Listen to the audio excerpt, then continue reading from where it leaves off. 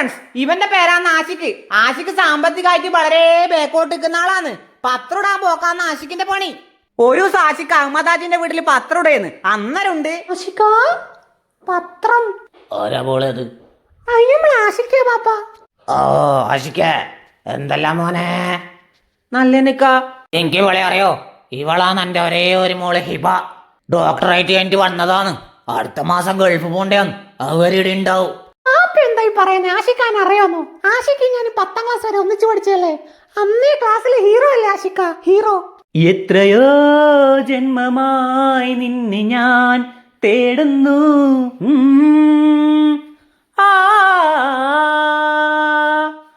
അത്രമേലിഷ്ടമാം നിന്നെ എൻ പുണ്യമേ.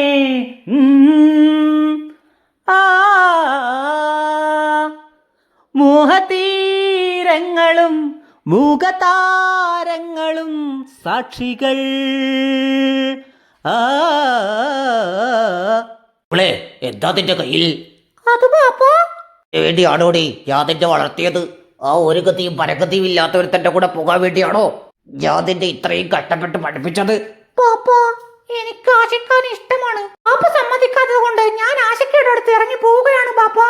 എന്നാൽ ഇനി എന്റെ സ്വത്തിൽ നിനക്ക് അവകാശമില്ല. എന്റെ ഈ ഭൂമിയിൽ ഏറ്റവും വലിയ സ്വത്ത് എന്റെ ആഷിക്കാണ് പാപ്പാ. ഇറങ്ങിപ്പോടി. വഴി തേടിപ്പോകയായി വനവാസകാലമായി ഞാറ്റുവേലയും ആത്മസൗഹൃദം നിറഞ്ഞൊരു സൂര്യനും.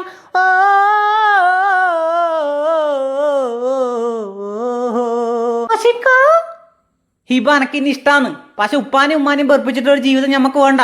അതുകൊണ്ട് നീ പൊരക്കേക്ക് തിരിച്ചു പോ. ഒരേ ആശിക്കേ, നിന്റെ ഈ നല്ല മനസ്സ് ഈ അഹമ്മദ് കാണാതെ പോയി.